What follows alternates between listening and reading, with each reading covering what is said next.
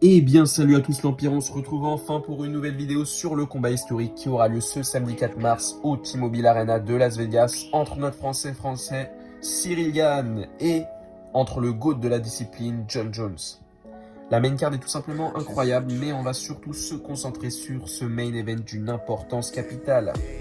Donc comme vous le savez, avec le départ de l'UFC de Francis Ngannou, moi je pense que l'UFC a fait le bon choix tout d'abord de choisir Bongamin, qui est pour moi l'adversaire idéal dans cette catégorie pour la montée de John Jones, car c'est un combattant qui a battu beaucoup de gros noms des poids lourds. Son combat contre Ngannou était très serré, ça s'est joué dans le 5e round, et encore même là c'était très serré. C'est d'ailleurs la première fois que Francis Ngannou ne finissait pas un combat, pour vous dire. Donc Cyril Gane est très difficile à finir et je pense que cela va être important dans l'issue du combat. Donc tout d'abord, cela fait 3 ans que John Jones, qui est considéré maintenant comme le GOAT de la discipline, n'a pas fait son apparition dans la cage. Et pendant ce temps-là, Cyril Gane a pu combattre 6 fois, donc pour l'instant, on a cet inconvénient du côté de John Jones concernant l'inactivité. Et il y a un autre inconvénient pour John Jones, je pense que c'est que c'est la première fois qu'il combat chez les poids lourds, et il y a une grande différence entre les poids lourds et les 93 kg. Ce n'est pas comme si c'était la montée de Volkanovski des 66 kg aux 70 kg, qui est une montée assez simple à faire. Là, on parle d'une catégorie avec presque 30 kg de plus, donc on a encore beaucoup d'appréhension sur comment le corps de John Jones va réagir. Est-ce que cela va changer sa façon de combattre? Donc on a encore beaucoup de questions là-dessus, surtout que Cyril Gane, comme vous le savez, est un athlète très agile pour sa catégorie, il bouge bien, il est rapide, il est précis, il est habitué à cette catégorie, et cela peut donner du fil à retordre à John Jones, je pense. Mais voilà, comme vous le savez, John Jones, c'est John Jones, et il a dominé tout le monde dans sa carrière, dans sa catégorie naturelle des 93 kg, et actuellement il est sur une invincibilité de 18 combats sans perdre, ce qui est un record à l'UFC. Donc maintenant, si on prend en compte le facteur lutte, forcément Cyril Gane est en net désavantage, surtout dans sa performance contre Ngannou. On s'en rappelle, c'est d'ailleurs de cette manière qu'il a perdu de peu. Et Ngannou n'est pas un lutteur de base, alors que John Jones, si, et cela pourra faire la différence du côté de John Jones. Surtout que je n'ai pas le souvenir d'avoir vu Francis Ngannou utiliser sa lutte dans d'autres combats à l'UFC, et on va d'ailleurs parler en profondeur par rapport à toutes ces choses. Car concernant le striking en général, je mets un avantage tout d'abord à Cyril Gane, qui a fait subir son striking et ses palettes techniques à des noms comme Alexander Volkov, Jairzinho Rozenstruik, qui sont plutôt bons en striking, ou encore Francis Ngannou. Et c'est d'ailleurs pour cela qu'il a été contraint à utiliser sa lutte pour y arriver. Donc John Jones résistera-t-il à l'arsenal de Cyril Gane? À voir. Cyril Gane est dur à mettre KO aussi, on l'a déjà dit, mais même Francis Ngannou n'a pas réussi à le mettre KO, quoi. Il a eu des difficultés à toucher, Cyril Gane est très dur à toucher. Donc comment John Jones va faire niveau striking, je sais pas. En tout cas, je pense que John Jones utilisera sa lutte et qu'il mixera tout ça, surtout que c'est probablement le combattant le plus intelligent de l'UFC et qui va bien faire ça, et que Cyril Gane a aussi une grande intelligence de combat. Donc ce sera un très beau combat. Mais je ne peux pas m'empêcher de penser que Cyril Gane aussi va tenter d'aller au sol, car ce mec n'a peur de rien, quoi. Il n'a pas peur de prendre des risques, et cela malgré les 95% de takedown defense de John Jones. Et concernant les dernières performances de John Jones, on peut se poser beaucoup de questions. Déjà, c'était il y a longtemps, donc c'était avant le Covid, en 2020. Et ses derniers combats étaient souvent très serrés, et je ne peux pas m'empêcher de penser au combat contre Dominick Reyes. D'ailleurs, il a vraiment eu du mal à le mettre au sol. Et regardez ce qui est devenu Dominick Reyes maintenant. 4 défaites de suite. Thiago Santos, c'est pareil, il y a eu plein de défaites, d'ailleurs les plus au PFL. Donc voilà, il avait eu du mal à mettre au sol Dominick Reyes, et là, il va être contre un Cyril Gane qui pèse énormément plus, tout simplement. Et je me demande comment il va y arriver à le mettre au sol, Cyril Gane. Même s'il a eu des difficultés contre Ngannou, Cyril Gane. Donc voilà, on se pose tellement de questions, ce combat, il est vraiment... C'est un mystère, ce combat.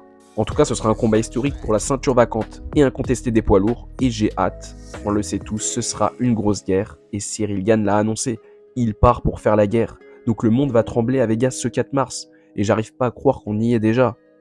Si je devais donner mon pronostic, ce sera le plus dur pronostic de la chaîne depuis que MMA Empire existe. Mais voilà, aujourd'hui, je pense que ça va être un combat ultra serré, ça va être encore plus serré qu'un Cyril Gane contre Francis Ngannou ou un John Jones contre Dominick Reyes. Donc là, je vais dire décision partagée pour John Jones. John Jones, pour moi, va l'emporter sur décision partagée après une très grosse guerre. Et d'ailleurs, je pense même que ce combat sera un combat avec une décision qui va vraiment faire parler les gens qui vont pas être d'accord sur ce combat. Un peu comme le Volkanovski-Makhachev il y a pas longtemps, mais en pire. Je sais pas si vous voyez ce que je veux dire. Donc pour mon pronostic, ce sera ça. Concernant les autres combats de la carte, donc voilà, il y a le retour de Bonical contre Jamie Pickett, ça va être très intéressant. mais on va pas le pronostiquer. Là, on va surtout pronostiquer Shavkat Rakhmonov contre Geoff Neal. Et oui, le nomade est de retour, enfin. Et d'ailleurs, j'annonce, on fera une vidéo sur Shavkat Rakhmonov très bientôt, ça va arriver. Donc soyez présents pour ça.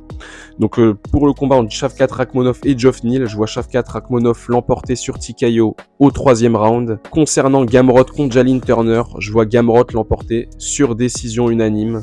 Et donc voilà l'Empire, maintenant je vous laisse avec AD qui a aussi ses pronostics et ses petites analyses que je trouve très intéressantes. Donc la vidéo continue, bougez pas. Alors Cyril Gane contre John Jones, bien entendu le plus grand combat de l'histoire du MMA français. Quel prono donner? C'est difficile parce que à la base j'étais vraiment sûr que Gane allait l'emporter, mais je commence un peu à changer d'avis, à être mitigé. Alors mes arguments c'est quoi? C'est tout simplement que les derniers combats de John Jones sont les plus serrés de sa carrière. L'adaptation en lourd, je suis pas sûr que ça va lui sourire. Le fait d'être moins libre dans ses déplacements, alors que c'est une de ses forces, face à un pur striker comme Gane, je sais pas s'il va vraiment réussir à s'adapter. Bien évidemment, on a toujours les mêmes inquiétudes chez Gane en termes de lutte.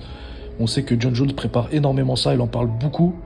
Il veut mettre beaucoup de pression médiatique sur sa lutte. Sachant que derrière, il y a des Cerudo, sa préparation, elle est millimétrée. T'as des scientifiques comme Cerudo derrière qui analysent tout, qui laissent rien au hasard. Je suis archi mitigé sur du 50-50, mais je vais quand même rester sur mon premier pronostic. Je pense que le cardio va jouer énormément dans ce combat. Je pense pas que John Jones peut tenir 5 rounds à ce nouveau poids-là, lui qui se déplace énormément et qui va devoir suivre les déplacements de Gane. Et je pense pas non plus qu'il va réussir à le soumettre dans les premiers rounds. Voilà, Gane, certes, il est bien moins bon en lutte que la plupart du roster, mais il est préparé, il sait à quoi s'attendre.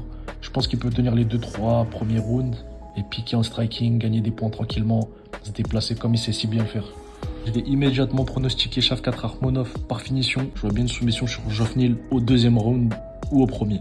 Et pour ce qui est de Jalin Turner contre Mateusz Gamrot, je vais pronostiquer le Polonais à la décision. Voilà, je ne le vois pas finir Jalin Turner qui a aussi une très très solide lutte. Et bien voilà l'Empire, ce sera tout pour cette vidéo sur ce combat légendaire qui aura lieu ce 4 mars lors de l'UFC 285, Jones vs Gane, à suivre sur RMC Sport 2.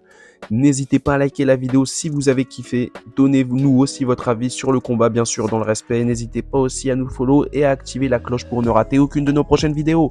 Merci à tous l'Empire, à la prochaine.